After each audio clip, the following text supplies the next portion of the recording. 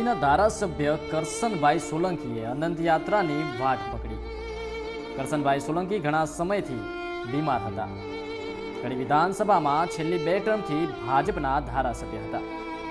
108ના હુલામણા નામથી જાણીતા કરશનભાઈ સોલંકીનું નિધન થયું છે। કરશનભાઈ સોલંકીના નિધનથી જનતામાં ઘેરા શોકની લાગણી જોવા મળી રહી છે। કરશનભાઈ સોલંકી સામાન્ય વ્યક્તિ જેવો દેખાવ અને સાદગીભર્યું જીવન જીવતા હતા અને સાથે સાથે ગાંધીવાદી વિચારધારાને વરેલા હતા। તેમના માદરી વતન નગરાસણ ખાતે તેમના અંતિમ સંસ્કાર થશે। ઋષિકેશભાઈ પટેલ, ભૂપેન્દ્રભાઈ પટેલ અને નીતિનભાઈ પટેલ અને અન્ય આગેવાનો પણ તેમને શ્રદ્ધાંજલિ આપવા ઉપસ્થિત રહ્યા છે। સાંસદ સભ્ય હરિભાઈ પટેલે કરશનભાઈ સોલંકીના અવસાન ઉપર દુઃખ વ્યક્ત કર્યું છે તથા રાજ્યસભાના સાંસદ સભ્ય મયંકભાઈ નાયકે પણ દુઃખ વ્યક્ત કર્યું છે અને શ્રદ્ધાંજલિ આપી છે। અહેવાલ ગાયત્રીબા ઝાલા, મહેસાણા।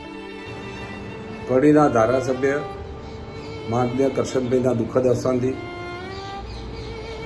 ખૂબ જ દુઃખદ થયું છે। શોકની લાગણી પ્રગટી છે। અમને પણ આઘાત લાગ્યો છે। આવા એક નેતા ગુમાવવાથી સ્વાભાવિક સરળ સ્વભાવના હતા। લોકો વચ્ચે ચાલતા ફરવું, બસમાં ફરવું, નાના કાર્યકર્તાને આંગળી પકડીને એના કામ પૂરા કરવા સાથે જવું અને જે પ્રશ્નો હોય એને સરળતાથી ઉકેલ લાવવામાં એમની હંમેશા એમના પ્રયત્નો રહેલા। લોકોના દિલમાં વસેલા, સરળ સ્વભાવના, સાદગી ભર્યા એમને અમે 108 લાડકી રીતે કહેતા હતા। અમારા આવા ધારાસભ્ય ગુમાવવાથી અમને અમારા મત વિસ્તારમાં અને સમગ્ર ઉત્તર ગુજરાતમાં દુઃખદ થયું છે। આવા ધારાસભ્ય સાદગીભર્યું જીવનનો જો દાખલો લેવો તો માન્ય કડીના ધારાસભ્ય આપણા કરશનભાઈનો દાખલો લઈ શકાય। એમનું જીવન સાદગીભર્યું અને હર હંમેશ એમનું જીવન કાર્યકર્તા માટે પ્રેરણાદાયક રહેશે। આજે એમનું દુઃખદ અવસાનથી અમને ઘેરા શોકની લાગણી પ્રવર્તી છે। અમે બહુ દુઃખદ થયા છે।